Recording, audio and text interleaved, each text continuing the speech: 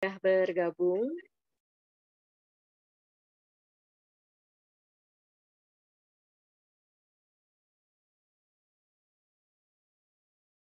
Assalamualaikum warahmatullahi wabarakatuh. Waalaikumsalam warahmatullahi wabarakatuh. Salam literasi.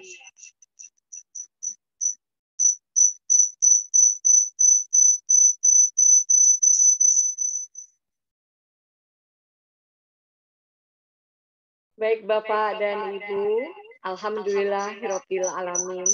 Segala puji hanya bagi Allah, Tuhan yang Maha Pengasih lagi Maha Penyayang.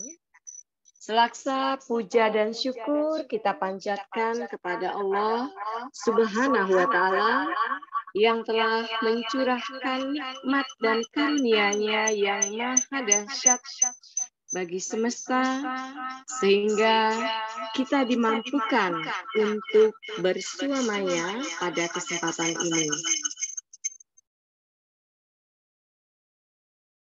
Salawat dan salam kita gemakan kepada baginda Rasulullah Muhammad Sallallahu Alaihi Wasallam, sosok arif yang penuh kasih sayang, panutan umat, peretas jalan kebajikan, penuntun ilmu, yang darinya lah kita meneruskan wasilah akademik dan literasi hingga hari ini.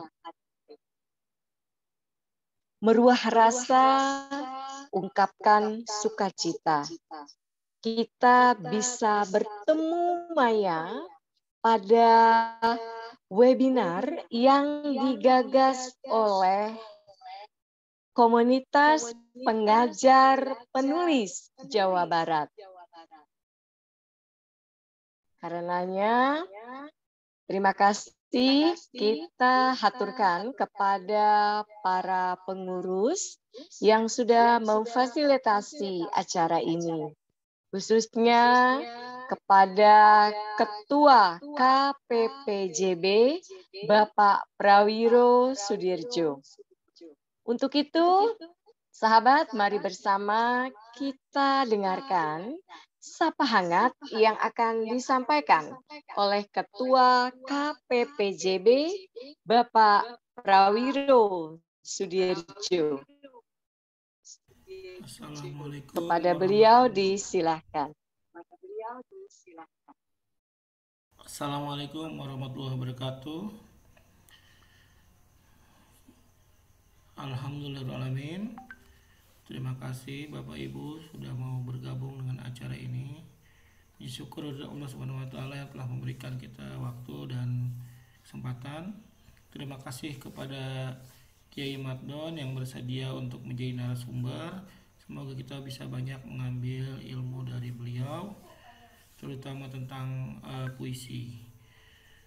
KPPJB bukan cuman non fiksi saja seperti karya ilmiah, tapi juga fiksi dan juga sastra ya. Jadi sastra di sini kita selama ini sepertinya guru-guru meraba-raba dan asal goblek, asal nulis. Jadi mungkin kita bisa belajar dari Pak Kiai Madon bagaimana menulis puisi itu.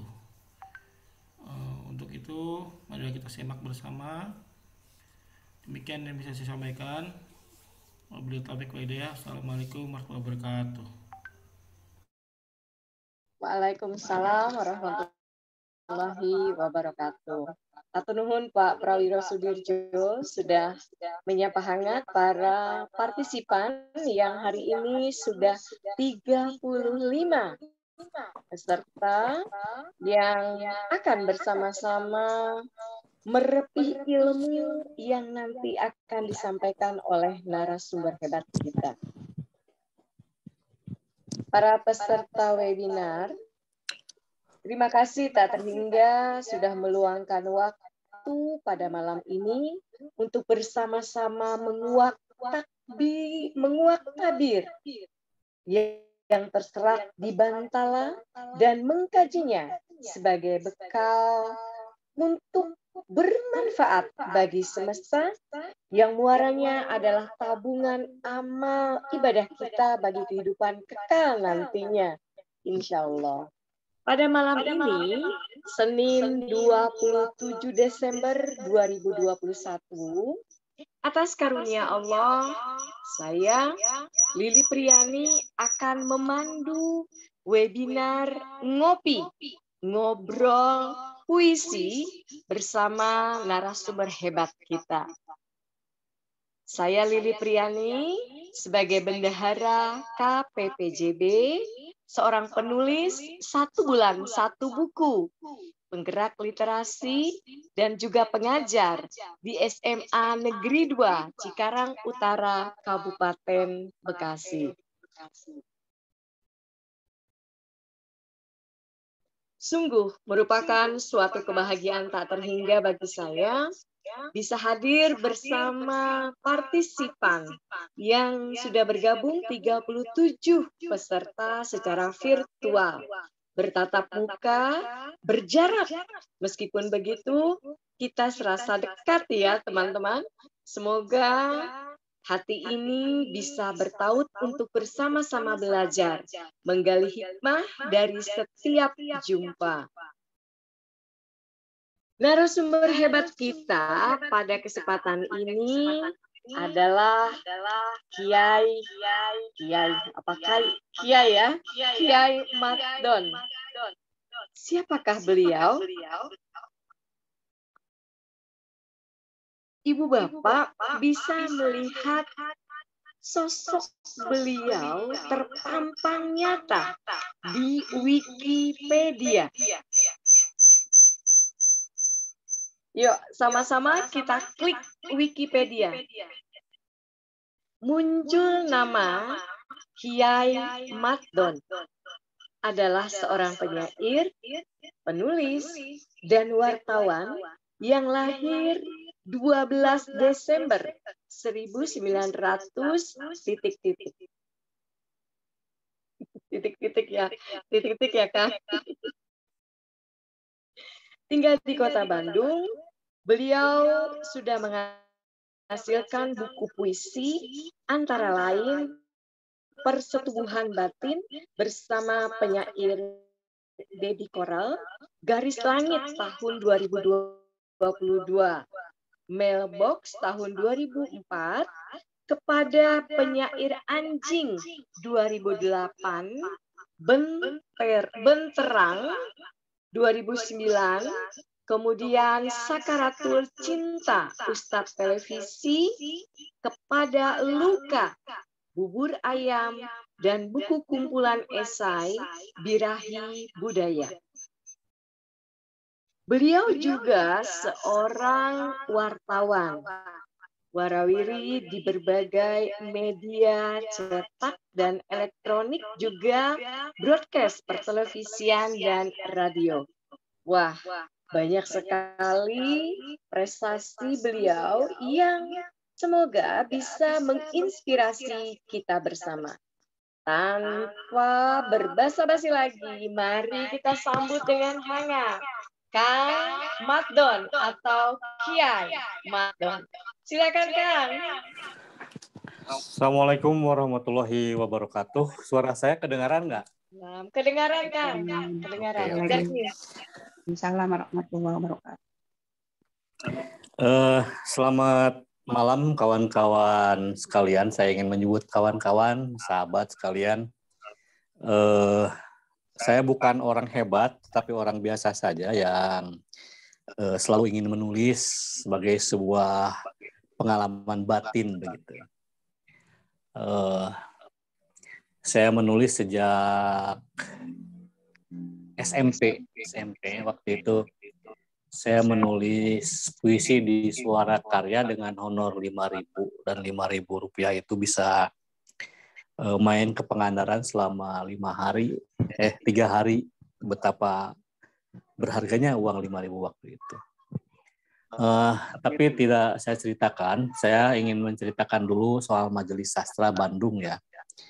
Jadi saya mengasuh Majelis Sastra Bandung sejak tahun 2009 sampai nanti tanggal 25 Januari 2022 itu sudah 13 tahun, dan kita akan mengadakan ulang tahun tanggal 15 Januarinya.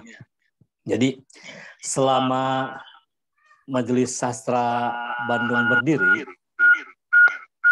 ini double ya. Ada yang kayaknya ini, ada yang Bu Lili apa? Ada yang hidup ini. Bu Lili matiin aja. Di mute aja. Di mute aja. Nah ini, ada ya, double gitu. Nah sekarang enggak ya? Oke. Apa tadi? Oh ya, di Majelis Sastra Bandung ini setiap bulan sekali ada pengajian sastra. Pengajian sastra itu pengajian umum.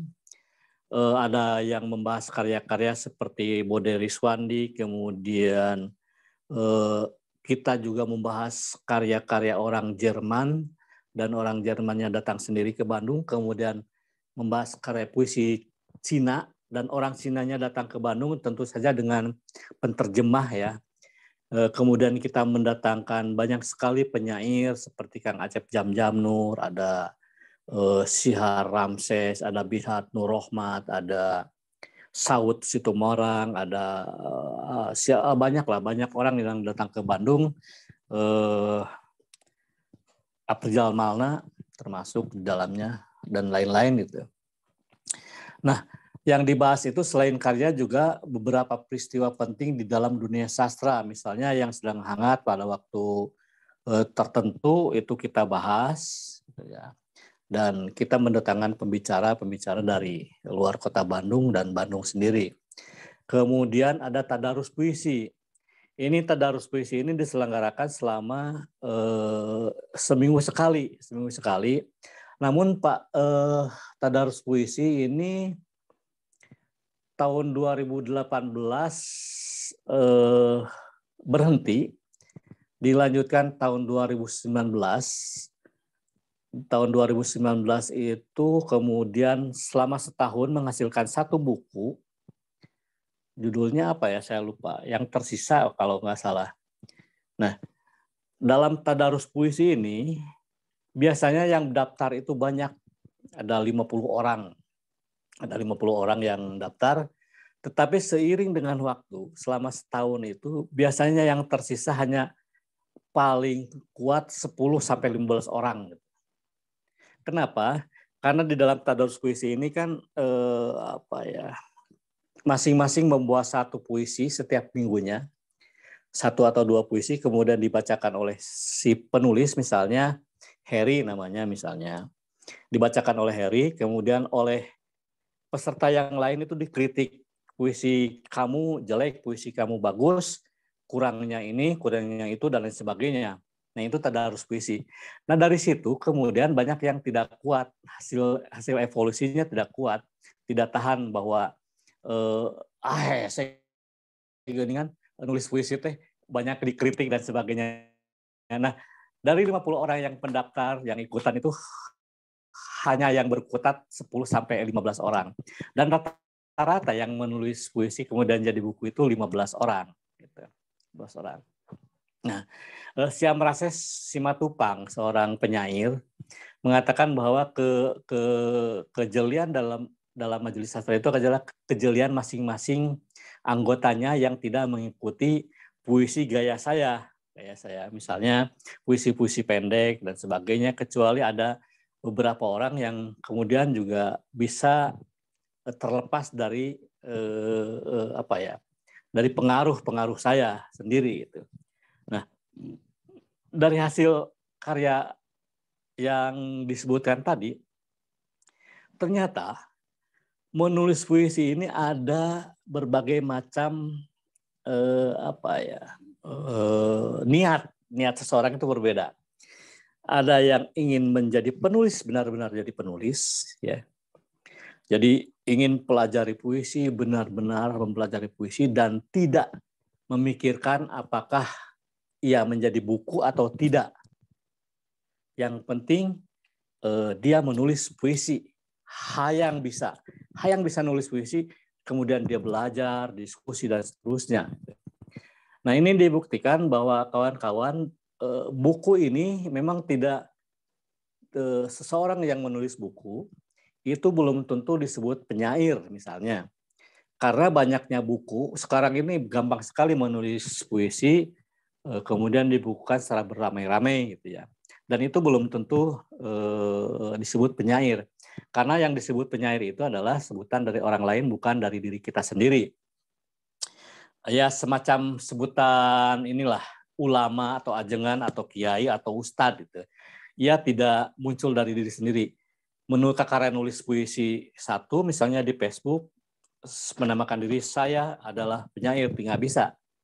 Jadi penyair itu ditentukan oleh orang lain. Nah, kemudian yang kedua, yang belajar, yang menulis puisi itu ada hanya sekedar kelangenan. Kelangenan itu hanya sekedar hobi, gitu ya. Hobi. Misalnya si A menulis puisi, saya mah sekedar hobi, rek alus gitu kajeun gitu ya. Kemudian ada juga orang yang menulis puisi ini hayang jadi penyair pisan. Hayang jadi penyair pisan. Saya sering mengatakan bahwa barang siapa yang menulis puisi kemudian ingin menjadi penyair, mapal ya tabawa maknahu minan nar. Maka bersiap-siaplah dia duduk di api neraka. Karena bagaimanapun juga tong hayang jadi penyair mah. Jangan mau jadi penyair karena seperti tadi saya sebutkan, penyair itu sebutan dari orang lain. Kemudian ada yang menulis puisi hanya karena mengejar sertifikat. Nulis puisi lah menang sertifikat. Itu juga sebetulnya sah atau tidaknya seperti itu ya tergantung masing-masing ya. Sawai lah. Dan saya mah ingin mengejar sertifikat supaya naik pangkat. Itu nggak apa-apa. Tapi juga ada yang tidak bolehkan seperti itu. Nah, saya ingin katakan dari kesimpulan tersebut bahwa ada 3 macam jenis di dunia ini, di Indonesia terutama, yang menyelamatkan budaya Indonesia. Yang menyelamatkan budaya Indonesia itu adalah olahraga, musik, dan sastra. Sastra di dalamnya ada bahasa, ada prosa, ada puisi ya. Musik misalnya di dunia, di negara-negara tertentu Indonesia sangat terkenal, apalagi sekarang misalnya ada Voice of Baceprot dari Garut, itu sangat mendunia dan itu menyelamatkan Indonesia dari kebudayaan, keterpurukan kebudayaan. Setelah politik tidak bisa menolong, ekonomi juga tidak bisa, apalagi soal partai politik dan sebagainya tidak bisa menolong rakyat Indonesia. Olahraga tentu saja menjadi kebanggaan. Kita kemarin menyaksikan Indonesia dengan Singapura misalnya menang. Kita bangga sebagai bangsa Indonesia karena walaupun kita tidak mendapatkan hadiah rakyat Indonesia, tapi hadiah kebahagiaan itu sudah menjadi nasionalisme tersendiri bagi kita. Kemudian sastra. Kita tahu bahwa sastra ini memang sangat di Indonesia itu sangat bagus, sangat hebat gitu. Walaupun pada akhirnya sastra ini sering dipergunjingkan di dalam ruang-ruang yang ramai dan ruang-ruang yang sunyi. Gitu. Saya ingin mengatakan bahwa jika kita ingin mencapai sesuatu, apakah kita ingin menjadi guru, apakah kita ingin menjadi presiden, menjadi gubernur, menjadi pejabat, menjadi apapun, dan sekaligus menjadi penyair, misalnya penulis, misalnya wartawan, misalnya guru, misalnya, itu harus ada 6 langkah. Saya mengambil dari kitab Ta'limul Muta'alim. Ini tidak berurutan ya, tidak berurutan. Pertama, dakain, harus cerdas.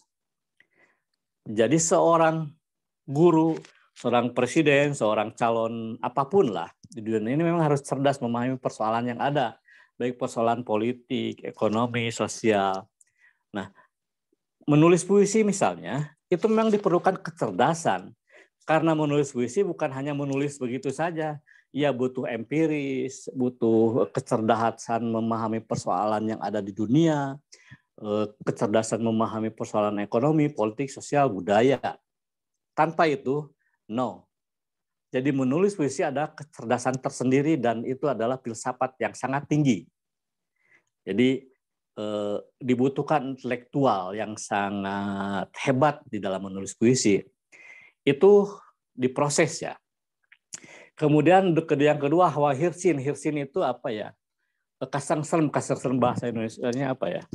Merasa hobi, merasa senang begitu. Kalau orang sudah menyukai sesuatu, biasanya akan mengalir begitu saja. Kemudian dakain wastibarin harus bersabar. Menulis puisi ini harus bersabar karena orang banyak yang tidak bersabar untuk menulis puisi. Misalnya kita persoalkan menulis puisi tentang pandemi misalnya. Karena kita merasa tidak sabar menulis satu kali saja, itu merasa sudah selesai. Padahal bisa dibaca besoknya, malamnya. Mungkin bisa lama itu menulis puisi. Misalnya saya, contoh aja, tahun 2003 menulis puisi berjudul Kangen. Dan itu menulis puisi kangen itu banyak sekali, hampir 5 alinea lah, hampir 1 halaman penuh. Judulnya Kangen. Tetapi kemudian dirubah lagi sampai pada akhirnya ngan 2 baris. Dan itu alhamdulillah banyak disukai kawan-kawan. Judulnya Kangen. Bahkan angin pun kusangka dirimu. Jadi yang jadi hanya itu saja.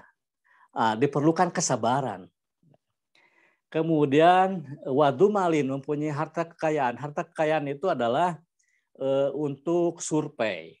Kita memang menulis puisi ini fiksi, tetapi cerita yang ada di dalam puisi itu bukan fiksi tapi nyata.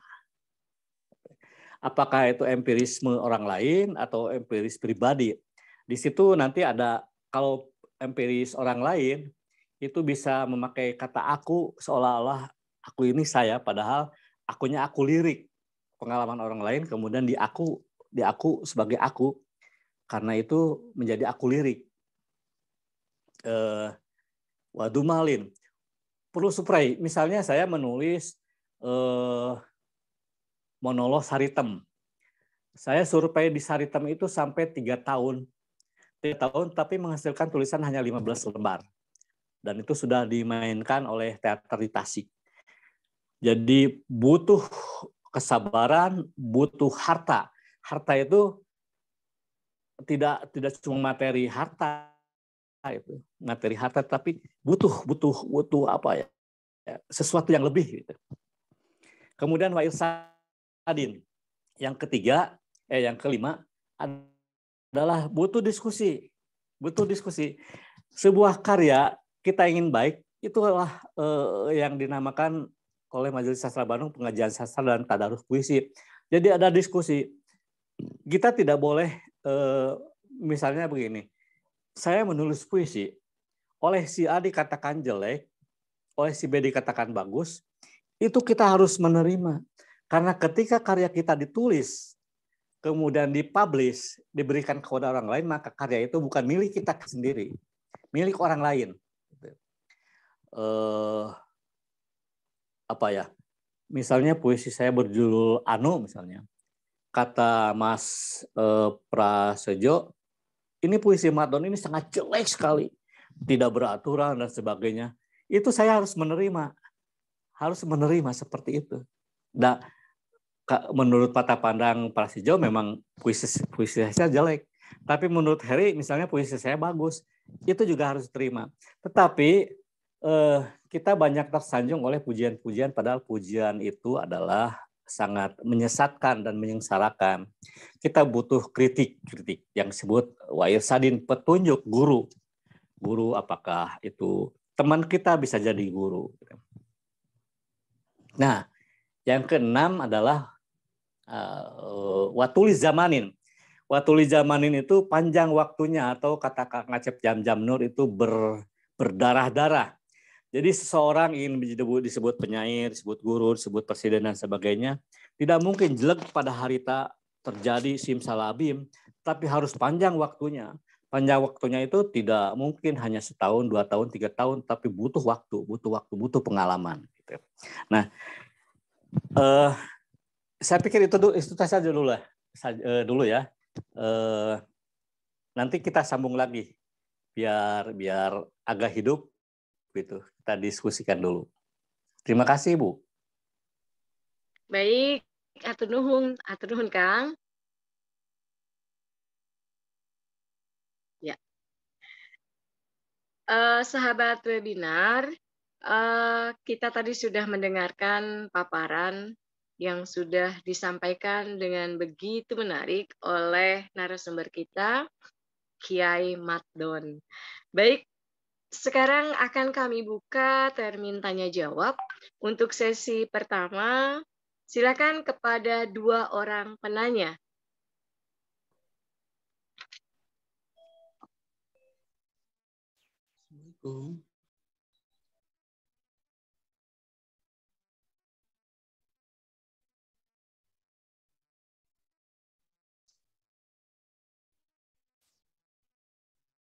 Assalamualaikum.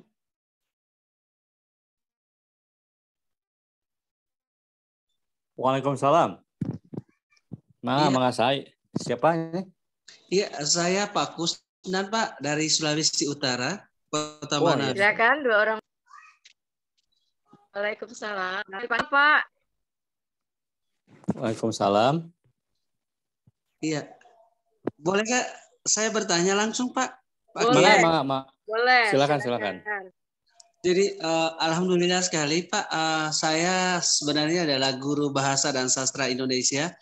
Memang akhir-akhir ini menulis puisi adalah sebuah kebutuhan karena kita sebagai guru memang harus menulis sebuah karya yang bisa kita sampaikan kepada peserta kita. Nah, ada beberapa begini Pak Kiai, ada beberapa penyair mengatakan bahwa puisi juga memiliki sebuah rumus. Rumus sebuah puisi seperti kata benda, kata sifat, maka itu disebut puisi. Kata kerja, kata sifat, maka itu juga disebut puisi. Tetapi jika kata benda dan kata kerja, katanya itu bukan puisi, tetapi hanyalah sebuah curahan hati. Seperti itu.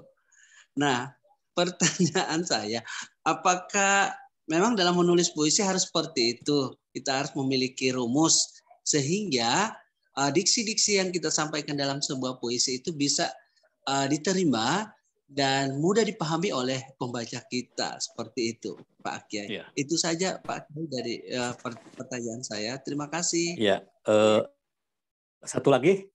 Ya, silakan. Satu lagi.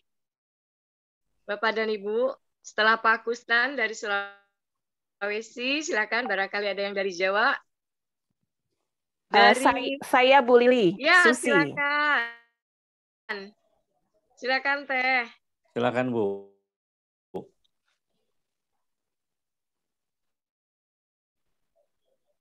Halo.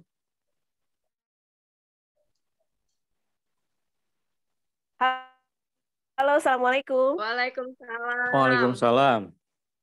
Wilujeng wengi Kiai Matdon, Teh Lili, mugia sehat. Ya. Iya, begini Kiai, memang hal yang sama juga saya alami ketika memang saya sudah ingin mengumpulkan buku tunggal untuk antologi puisi saya. Ketika mendapatkan masukan dari guru ini memang urung gitu kan, harusnya memang sudah set gitu kan satu buku buku tunggal untuk kumpulan puisi saya, tapi karena memang banyak masukan gitu kan, itu memang saya harus dengar gitu. Nah, menurut Kiai Matdon sendiri gitu kan, indikator puisi yang bagus itu seperti apa sih, terutama di mata pembaca, begitu Kiai? Oh, ya. Terima kasih. Hatur nuhun Pak. Yang pertama itu Pak siapa yang saya lupa? Pak Kusnan dari Sulawesi. Memang seperti itu Pak Kusnan, menulis puisi itu ada rumus tertentu begitu. Tetapi untuk ada yang disebut kemudian, ini mah bukan puisi, maaf saya sok campur Sundanya, ini mah bukan puisi, tidak curhat karena tidak memakai kaidah-kaidah yang disebutkan sebagai puisi begitu. Untuk pemula bisa saja menulis puisi itu sebagai curhat. Karena yang ada di dalam puisi itu memang curhat, segala sesuatu curhat. Curhat apakah itu saya mana ini ya video ya. Curhat apakah dia mempersoalkan kondisi politik, kondisi sosial, kemudian masalah bencana dan lain sebagainya. Nah, kemudian pemilihan diksi itu memang kita tidak usah rumit-rumit memilih diksi yang selalu ingin dikatakan oleh orang lain, wah diksinya bagus ini, diksinya bagus. Kita tahu misalnya puisi Djoko Pinurbo, kemudian kawan saya itu Djoko Pinurbo, kemudian kawan yang lain juga misalnya Tukul, Wiji Tukul, kemudian Rendra. Itu tidak memilih diksi yang yang bagus-bagus, tetapi dia mengalir begitu saja. Karena kemudian puisi ada yang disebut puisi mimbar, ada yang puisi kamar. Puisi kamar itu adalah biasanya persoalan personal, membicarakan tentang cinta, putus asa, patah hati, berdoa kepada Tuhan dan lain sebagainya. Tetapi puisi mimbar adalah puisi yang hentakan-hentakan, penuh emosi, revolusi, evolusi dan sebagainya tentang persoalan yang ada di muka bumi ini gitu. Nah, hal seperti itu memang harus dipikirkan, tetapi bagi orang yang pemula menulis puisi itu tidak usah khawatir menulis puisi. Aduh, takut saya puisi saya jelek gitu. Nggak usah takut. Justru kita harus harus menulis puisi itu seenaknya saja lah, tanpa teori apapun awalnya begitu. Nanti setelah tahu bahwa puisi ini begini, nanti akan belajar tersendiri gitu. Karena yang paling penting itu bukan belajar bagaimana teori menulis puisi, tetapi membaca buku orang lain. Membaca buku, dan menulis itu adalah membaca 3 kali buku. Kalau kita tidak membaca, ya bagaimana bisa menulis? Dan membaca itu kan kita tahu bahwa Iqra misalnya di dalam Al-Quran, ada ayat-ayat kauniyah, ada ayat-ayat ada ayat-ayat kauniyah, ada ayat-ayat Qur'aniyah. Ayat-ayat Qur'aniyah misalnya kita membaca peristiwa ini melalui koran, melalui buku-buku yang kita baca adalah buku-buku puisi misalnya. Kemudian ada ayat-ayat kauniyah, yaitu peristiwa yang terjadi di sekeliling kita. Apakah kita melihat hari ini pengemis yang tidak bisa makan, kemudian bagaimana seorang pengamen yang diludahi oleh seseorang dan lain sebagainya. Nah, itu yang harus dikuasai itu adalah yang seperti itu. Kemudian yang kedua dari ibu itu menulis puisi yang bagus itu yang bagaimana sih yang dinilai oleh pembaca. Saya ingin mengatakan, lagi-lagi saya mengutip dari Kang Acep Jamnur, bahwa puisi yang baik itu adalah puisi yang membuat bulu kuduk berdiri. Misalnya, ibu menulis puisi tentang cinta. Kemudian saya membacanya. Ini puisi saya ini, aduh enakan pisan. Tetapi kata Bu Erni misalnya, ini puisi ibu jelek. Nggak apa-apa Bu. Yang penting ada seorang pembaca yang kemudian merasa bahwa aing pisan eta teh puisi teh gitu. Jadi ketika pembaca tersentuh, maka itulah puisi yang bagus. Ketika puisi ini tidak menyentuh seseorang, berarti tidak bagus puisi itu. Itu saja.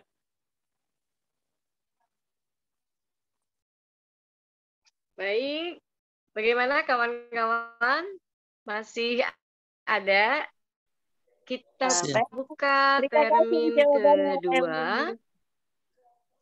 Iya, sami-sami.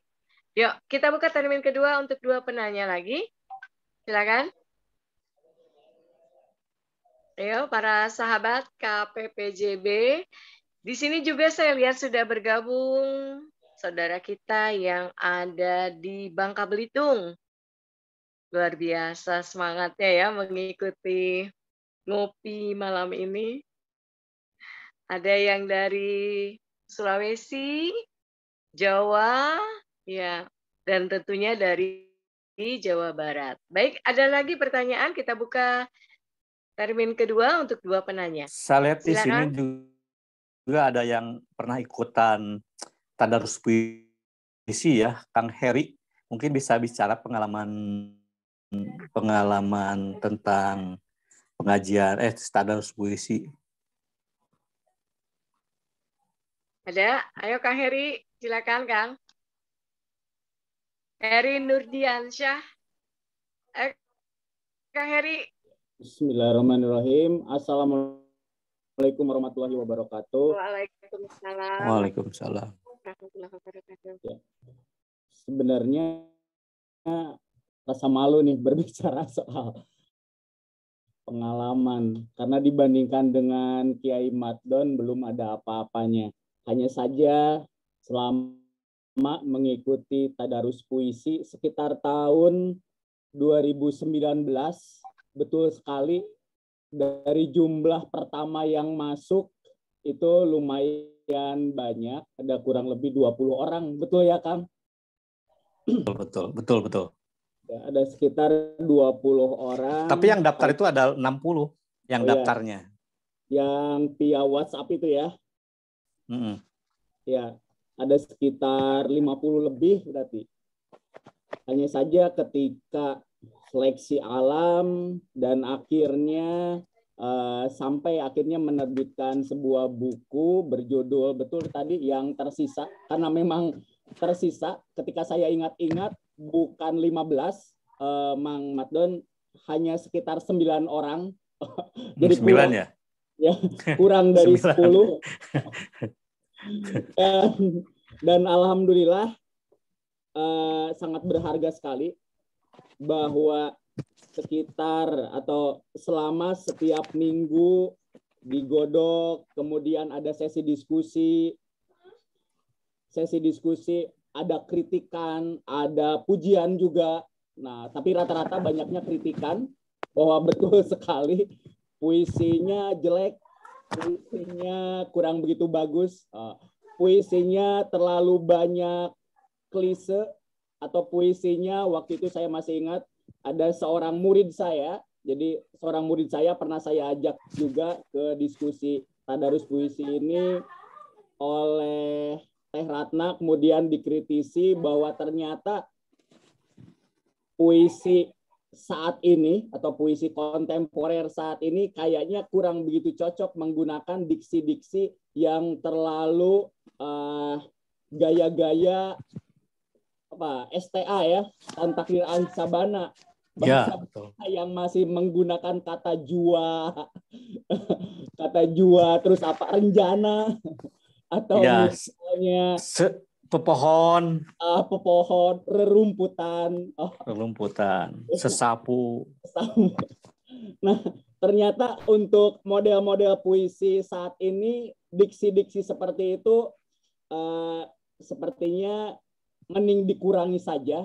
Nah, ini juga jadi pengalaman berharga untuk murid saya saat itu, bahwa ternyata apa yang sering dipelajari di buku-buku pelajaran yang rata-rata masih banyak yang bersifat teoritis, bahwa puisi itu harus ada pola rima yang sama, pola irama yang sama.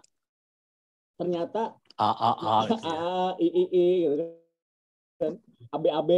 Nah, ternyata model-model sekarang tidak seperti itu. Ini betul-betul pengalaman berharga. Barangkali itu saja sekelumit pengalaman saat mengikuti tadarus puisi sekitar tahun 2019 sebelum datangnya pandemi. Betul. Dan sampai sekarang Majelis Sastra selama 2 tahun belum mengadakan acara lagi karena pandemi yang menyusahkan itu, yang membuat budaya kita berubah sama sekali. Ada satu pertanyaan, mungkin Mang Matdon siap. tadi tertarik menjelaskan ada sekitar 6 tuh. 6 yang harus dikuasai oleh yang ingin menulis atau bahkan oleh guru, oleh presiden sekalipun tadi. Yang menarik adalah yang poin terakhir tadi disampaikan bahwa menurut Acep Jam Nur bahwa ternyata untuk menulis itu harus berdarah-darah gitu ya, melalui proses yang sangat panjang. Nah, bagaimana dengan fenomena saat ini, Mang, bahwa ternyata dengan banyaknya kemudahan, fasilitas, kemudian kemudahan penerbitan yang mungkin hari ini atau mungkin ke depannya bisa jadi dari ada sekitar 82 orang tiba-tiba menerbitkan sebuah buku. Saya pikir ini bukan suatu yang panjang lagi, tapi bisa jadi sangat singkat. Nah, bagaimana dengan fenomena seperti itu? Dari bahwa yang harus bagus itu harus berdarah-darah. Itu saya langsung jawab aja ya, bisa biar nggak lupa. Betul, sekarang potensi untuk menulis buku itu sangat gampang, sangat diringankan oleh situasi yang ada, kemudian internet dan lain sebagainya. Bahkan beberapa waktu yang lalu ada yang bisa menulis misalnya 1 bulan 1 buku gitu. Nggak apa-apa. Silakan saja. Tetapi untuk mencapai menjadi seorang penulis yang sesungguhnya, menjadi seorang penyair misalnya, itu memang saya katakan tadi bahwa menulis buku sebanyak apapun belum tentu dia seorang penulis. Belum tentu dia disebut seorang penyair. Karena mengapa? Karena penyair itu harus panjang. Kalau misalnya penyair ya, kita bicara penyair aja. Panjang waktunya itu adalah pengalaman empiris, misalnya mengikuti diskusi, kemudian ada acara apapun di luar kota misalnya waktu itu, datang dengan ongkos sendiri, kemudian dalam waktu yang diperlukan, dia mendatangi seorang penyair, dia ikut berbagai kegiatan, jadi tidak simsalabim gitu. Kalau akhirnya seseorang itu bisa menulis buku dalam sebulan sekali, itu tidak apa-apa. Tetapi sebutan penyair sekali lagi belum tentu milik dia. Karena penyair itu adalah orang yang menulis puisi terus-menerus dan empirismenya sangat jauh gitu. Bisa ikut diskusi, kemana-mana berangkat, kemudian karena fungsi sastra juga bisa menjadi fungsi agama. Fungsi sastra adalah fungsi agama. Fungsi yang menyadarkan seseorang untuk bersifat lembut, tidak sombong. Nah, ketika politik dan ekonomi tidak mampu memelihara akhlak manusia, maka sastra ini menjadi fungsi agama dan kontrol sosial bagi seseorang. Sastra menjadi harapan yang bisa merawat kebudayaan di muka bumi ini. Salah satu kebudayaan itu adalah kelembutan hati manusia, berbuat santun pada manusia lainnya. Kalau kita seorang guru masih mempunyai rasa marah, berarti batinnya tidak memuisi walaupun dia menulis puisi. Seseorang yang menulis puisi itu lembut hatinya, tidak mudah menjudge seseorang. Nah ini misalnya saya dikagetkan pada kemarin oleh redaktur Sajak Coffee Iwan Jaconia.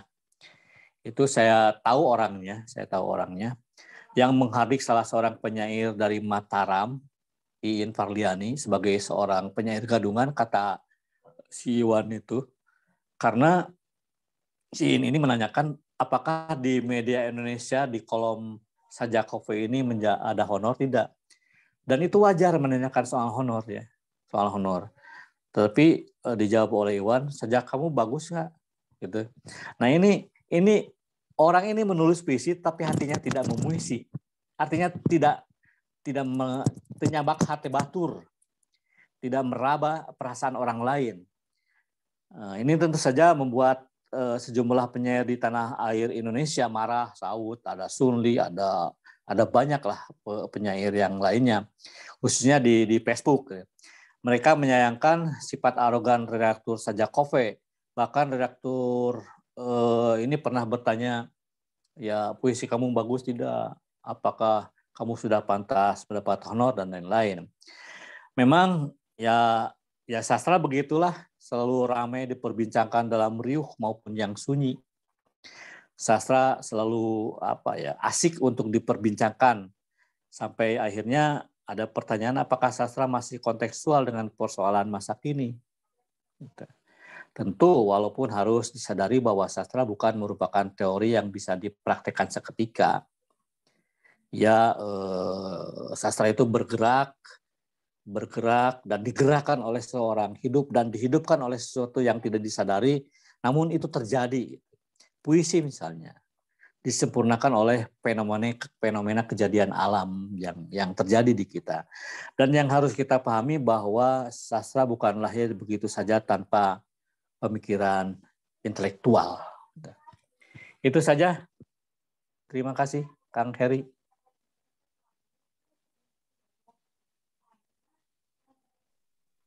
Kang Heri, gimana Kang?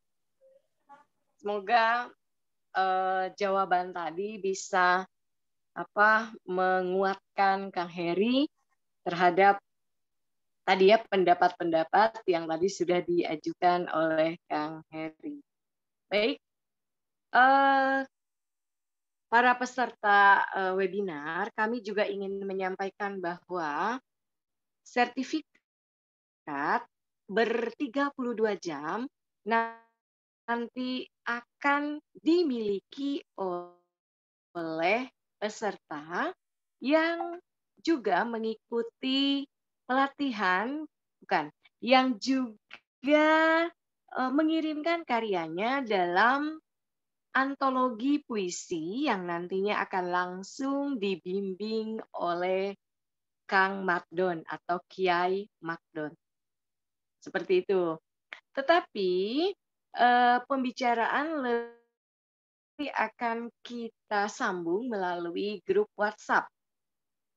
Jadi keinginan para yang misalnya apakah kami memperoleh sertifikat atau bagaimana cara memperoleh sertifikat, nah nanti akan kita bicarakan lebih lanjut di grup WhatsApp. Jadi jangan keluar dari grup WhatsApp karena nanti link presensi juga akan kami kirimkan melalui grup WhatsApp. Sekaligus kita akan membicarakan sertifikat 32 jam. Jadi syaratnya adalah teman-teman mengikuti menulis puisi dalam antologi puisi yang nanti akan digagas oleh KPPJB, dibimbing oleh Kiai Makdon. Baik, ini sudah ada Teh Endang Raisen ya tadi ya. Teh Endang, tadi Raisen. Betul. Ya, Teh Endang Mujiati. Ya, betul. Ya. Silakan, Nah. Baik, Assalamualaikum warahmatullahi wabarakatuh. Waalaikumsalam warahmatullahi wabarakatuh. Maaf agak telat masuknya karena di daerah kami hujan deras dan petir sangat membahayakan sehingga belum berani tadi. Di mana, Bu? Di Bangkalan, Madura, Bapak. Wes, Bangkalan. Madura itu banyak penyair hebat. Menyemalkan. Baik, yang ingin saya tanyakan, bagaimana pendapat Pak Kiai dengan bermunculannya puisi-puisi genre baru. Kemudian untuk puisi-puisi tersebut, untuk pemilihan diksinya, apakah diperkenankan menggunakan kata-kata non baku? Terima kasih. Contoh non baku itu apa, Bu? Misalnya kan kata tidak, dak gitu misalnya seperti itu. Oh, atau tak gitu ya. Ya, betul, atau tak. Ya, munculnya genre-genre sastra di Indonesia itu tidak menjadi persoalan. Tetapi kita harus paham genre apa yang dimunculkan oleh seorang. Misalnya puisi esai oleh Denny Jia, bukan puisi esainya yang kita kritik, tapi Denny Jia sudah menggunakan uang untuk membeli supaya dia menjadi tokoh sastra. Jadi bukan puisi esainya. Gitu. Kemudian ada haiku misalnya, itu haiku sebetulnya puisi Jepang gitu ya. Puisi Jepang yang seseorang bisa menulis haiku sebetulnya harus bisa menulis dulu sampai hatam dia menulis puisi liris. Gitu. Misalnya begini, seorang yang melukis abstrak itu harus paham dulu menulis wajah seseorang supaya indah terlihat, baru dia bisa melukis abstrak. Jadi seseorang bisa menulis haiku kalau dia sudah hatam menulis puisi liris. Kemudian ada puisi, banyak. Itu tidak jadi persoalan sepanjang pencetusnya bisa mempertanggungjawabkan, misalnya Sonian, itu yang dicetuskan oleh Kang Sony atau apalah namanya, tidak menjadi persoalan. Gitu. Kemudian yang kedua tadi apa? Menjadi tak gitu ya. Itu sebetulnya tergantung diksi di awalnya. Di awalnya bisa saja terjadi tidak menjadi ta atau apa ya. Ya banyaklah. Itu tergantung di awal kalimatnya, di awal narasi pertamanya begini. Kalau ini pantasnya tidak, ya tidak. Kalau tak, ya tak gitu. Jadi bisa melihat situasi dan kondisi kalimat sebelumnya gitu. Berarti nah, tidak yang masalah. Apa? Berarti tidak masalah seperti itu, Pak. Tidak masalah sepanjang itu tidak mengganggu rima jadi dari syairnya itu. Kecuali misalnya tadi yang disebutkan Heri pepohon, kemudian kata-kata yang diulang seperti itu memang sekarang sudah tidak musim lagi gitu. Itu saya pikir perkembangan bahasa dan sastra ini memang sudah tidak bisa dibendung lagi. Internet misalnya merupakan salah satu kenapa sastra semakin banyak diminati oleh seorang. Di grup Facebook misalnya, setiap minggu ada pelatihan nulis puisi beri SBN, kemudian ajakan membuat buku antologi dan lain-lain. Wah, itu sudah hebat sebetulnya. Atur nuhun. Terima kasih kembali, Bapak. Ya, terima kasih Bu Endang Mujiati dari Bangkalan. Iya, terima kasih juga sudah bergabung. Baik, sahabat, apakah masih ada yang ingin dibincangkan? Silakan.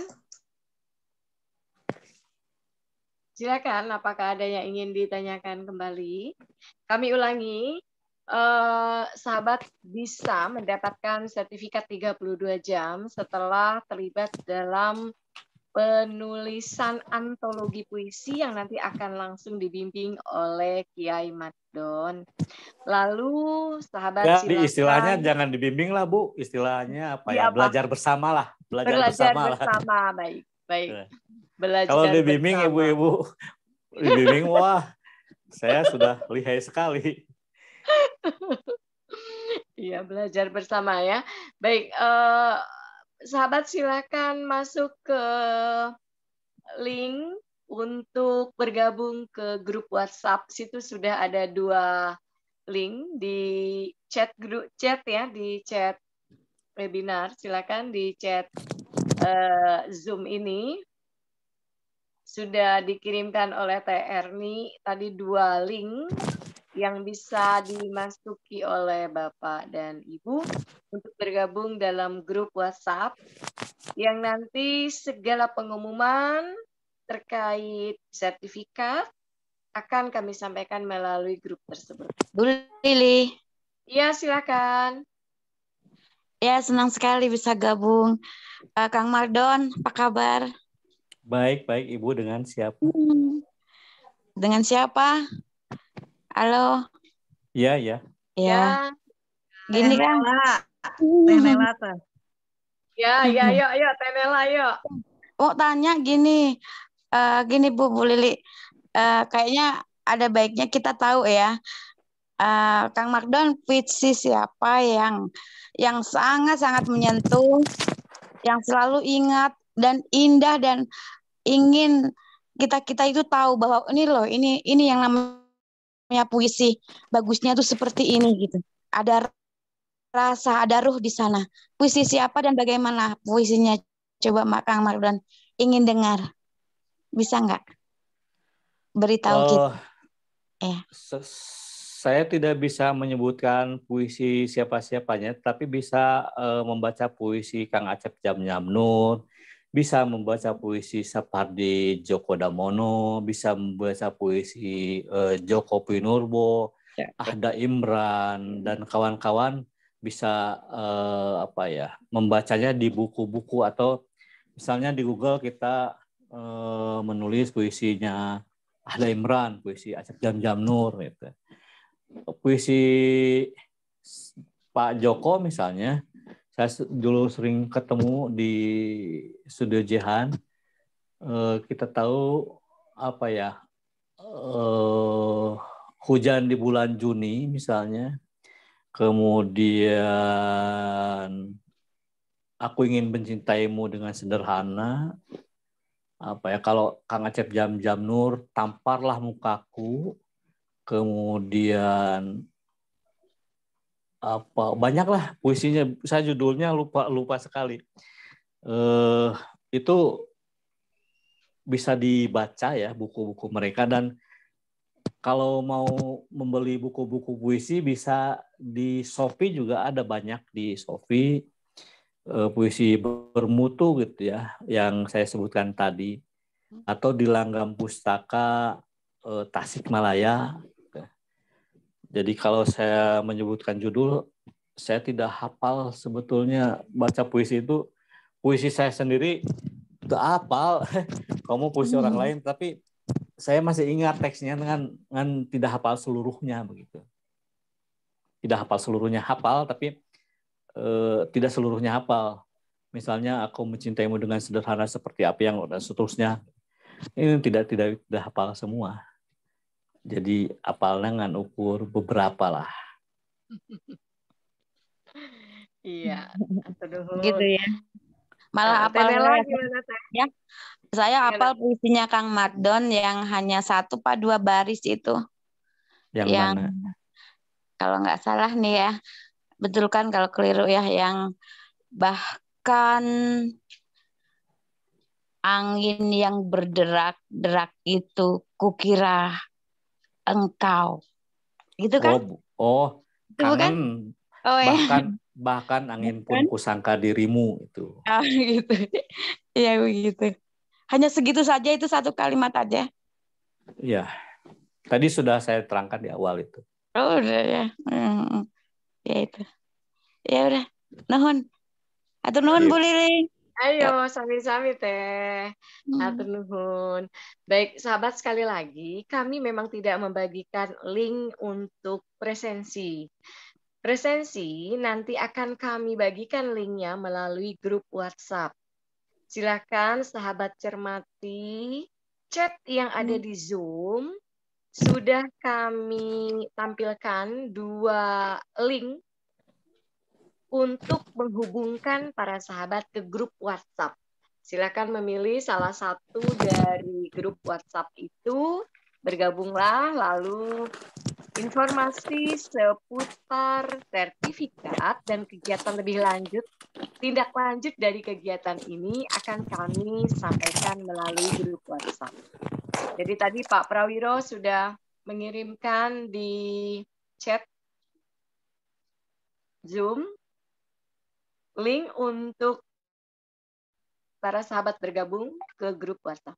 Silakan ya.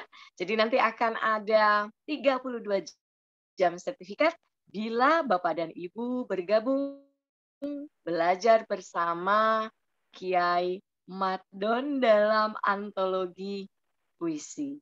Keren. Baik, kami masih memberikan kesempatan. Oh, itu ada raise hand. DU. DU itu siapa ya? Bapak, Akang, Teteh, atau siapa ini? Ibu? Ya, silakan. Assalamualaikum warahmatullahi wabarakatuh. Oh, Ibu rupanya. Waalaikumsalam warahmatullahi wabarakatuh. Silakan, Bu. Maaf, mau tanya nih. Ini kalau misalnya kita merasa gitu ya, udah membuat puisi, tapi nggak tahu deh menurut orang lain. Terus, untuk bagaimana caranya kita memancing orang untuk mau membaca puisi kita? Bu, ulangi Bu, apakah agak nama Bu ulangi barusan barusan ada sinyalnya kejauhan. Siap. Nah, begini, saya merasa sudah menulis puisi menurut saya gitu, tapi nggak tahu kalau menurut orang lain. Terus yang ingin saya tanyakan, bagaimana caranya kita memancing orang untuk mau membaca tulisan kita? Apakah harus menulis nama pengarangnya untuk diganti dengan yang lebih eksentris atau gimana? Iya. Karena pembaca biasanya tidak membaca isinya gitu. Kadang-kadang dari kemasannya dulu, mungkin ada tips yang bisa yang instan yang bisa menarik pembaca. Terima kasih. Assalamualaikum warahmatullahi wabarakatuh. Ya, yang pertama itu bisa kalau pandemi ini sudah berakhir misalnya, itu bisa kita ngariung, bisa kita meriung, berkumpul. Maaf saya selalu bahasa Sunda. Kita bisa berkumpul untuk mendiskusikan karya kita. Kita jangan malu-malu untuk mengumpulkan teman 5 orang misalnya. Ayo kita diskusi buku puisi saya nih, saya sudah bikin puisi. Nah, ketika karya ini dikritik orang lain bahwa karya ini jelek, karya ini bagus, kita tidak boleh marah karena ketika karya itu dipublis, maka itu sudah bukan milik kita lagi, milik orang lain. Itu yang pertama. Yang kedua bisa melalui medsos, Instagram misalnya, Facebook lah misalnya. Kita Facebook, kemudian di Facebook itu kita tag teman-teman supaya membaca dan di bawahnya misalnya tolong dikritik, tolong dibaca dan kritik gitu.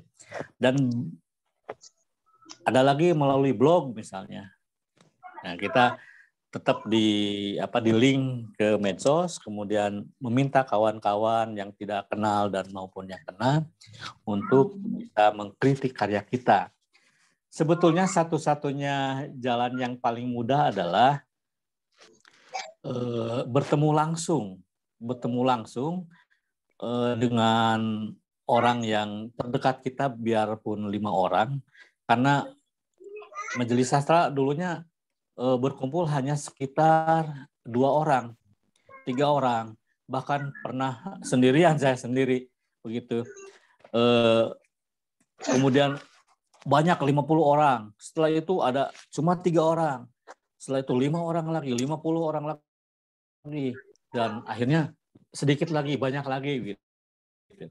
Nah, ini jangan pernah bosan ya. Seperti saya katakan tadi, wastibarin, harus bersabar. Sepanjang kita masih bernapas ya, kita harus tetap bersabar. Menulis pun butuh kesabaran. Saja, Bu. Misalnya begini, saya katakan tadi bahwa di grup-grup Facebook ini kan ada ya setiap minggu puisi gitu. Kemudian grup WhatsApp juga demikian. Ada sejumlah orang yang memiliki lebih dari 3 grup misalnya. Itu bisa diposting puisi-puisi kita supaya dikritik orang lain. Kemudian ada aplikasi yang apa ya, Hago kalau nggak salah, yang bisa membuat karya kita dibaca oleh orang lain. Nah, karena kita membacakan langsung secara apa ya, secara live, suara kita didengar, karya kita didengar, itu namanya Hago kalau nggak salah. Itu ada Hago Sastra hampir setiap malam. Itu setiap malam dari maghrib mungkin sampai subuh, dia terus membaca karya-karya. Dan kayaknya banyak aplikasi yang lain, Bu. Terima kasih. Iya. Atur nuhun. Bagaimana Teh? Sudah itu bisa diterima jawabannya Teh? Insya Allah bisa. Ya, terima kasih. Teteh tadi tuh belum berkenalan. Teteh siapa? Dari mana? Teteh Dewi dari Sukaresmi. Oh, Teh Dewi. DUT Dewi Utami. Bukan U-nya rahasia, masih rahasia. Oh. Dewi Untari. Dewi Untari. Oh, Dewi Untari. Si Teteh Maya ya we rahasia. Baik.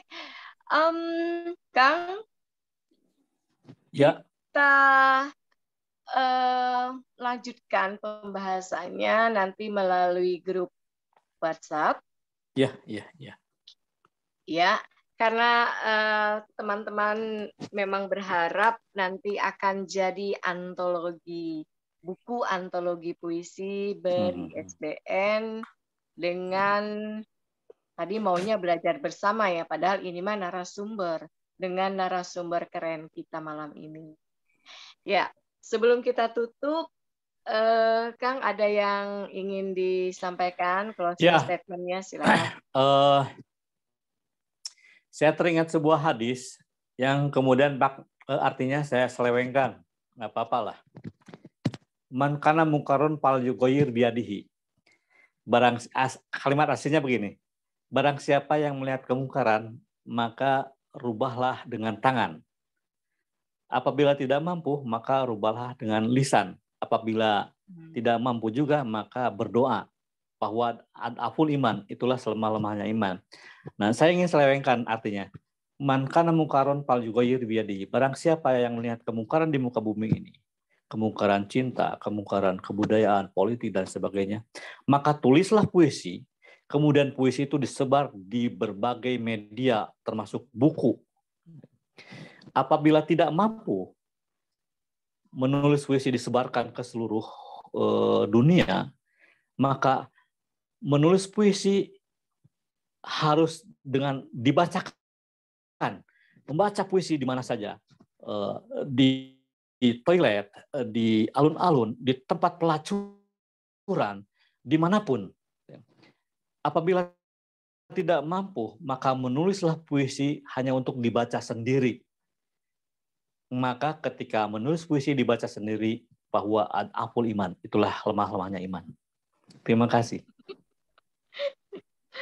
Yuk, sahabat, kita berikan aplaus dulu ya untuk narasumber keren kita. Luar biasa ilmunya ya, Kang Mardon. Baik, para sahabat, demikianlah perjumpaan Maya kita pada Senin 27 Desember 2021 ini. Kalau saya hanya ingin menyampaikan bahwa rekamlah jejak hidupmu dengan tulisan.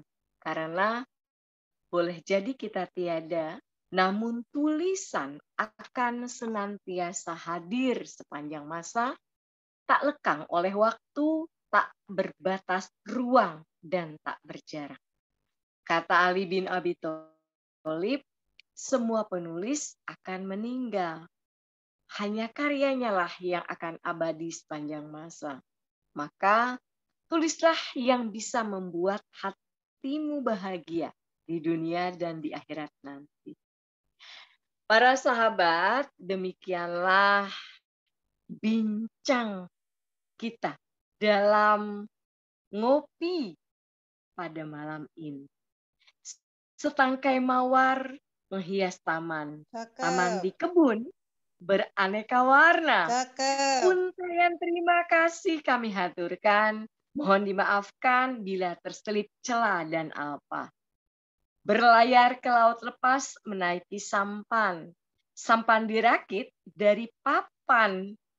Berharap manfaat kami tebarkan demi menyemai dan menumbuhkan literasi. Arunika bersinar memendar gradien. Bentala menyambut dengan sukacita. Seluruh peserta hebat dan keren. Salam takzim dari KPPJB bagi kita semua. Terima kasih atas kehadiran di dunia maya kepada para peserta acara pada malam hari ini. Terima kasih Pak Prawiro, Teh Erni, teman-teman yang lain, dan narasumber hebat kita, Kiai Matdon. Insya Allah kita dipertemukan kembali, tidak hanya suamaya, tetapi suanyata di kegiatan KPPJB secara luring di tahun 2022. Sekali lagi kami umumkan bahwa kegiatan ini akan berlanjut melalui komunikasi grup WhatsApp. Silakan Bapak dan Ibu bergabung melalui 2 link grup WhatsApp yang tadi sudah dibagikan oleh Pak Prawiro dan Teh Erni. Karena melalui grup WhatsApp itulah kita akan membicarakan lebih lanjut untuk pembuatan realisasi buku antologi bersama diasuh, atau kalau tadi Kiai Matdon ingin mengistilahkannya dengan belajar bersama menulis buku antologi puisi. KPPJB akan hadir bersama para sahabat literasi yang mencintai literasi demi bumi pertiwi. Teruntai maaf dari lubuk hati terdalam bila ada lisan yang kurang tertata santun. Mohon maaf bila ada tingkah yang mungkin tadi terseruak silap netra di layar kaca. Semoga jalinan silaturahim ini bisa tersambung di lain kesempatan. Menggali ilmu bersama, lejitkan kompetensi melalui literasi demi pertiwi. Sampai di sini, wabillahi taufiq wal hidayah. Wassalamualaikum warahmatullahi wabarakatuh. Salam literasi. Waalaikumsalam warahmatullahi wabarakatuh. Ya, kita bersama Bapak dan Ibu boleh membuka layarnya semua. Ya, semuanya on cam. Silakan membuka layar. Kita akan ya di tabir pertama Pak Pra. Ya, ada tabir 4 pertama. 1, 2, 3. 1. Ya. Oke. Ya, ada 4 tabir ya. Yo, silakan bersiap. Pak Pra tolong di komando. Waduh, Pak Pra habis pengajian, Pak Pra. Iya. Ini pengajian sastra. Tiba-tiba berubah, Pak Pra. Yang kedua, siap-siap. Jangan habis buat video tadi ya, Pak. Buat YouTube ya, Pak. Ini pantun Nusantara.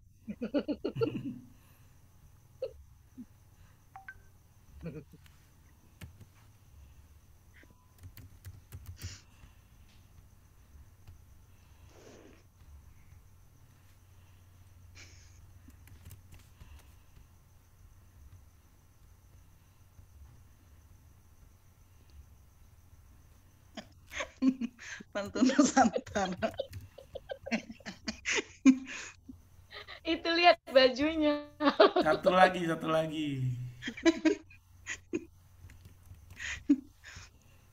Karena habis itu Teh Lili, habis disunat. Itu kenduri anaknya sunatan. Oh iya benar.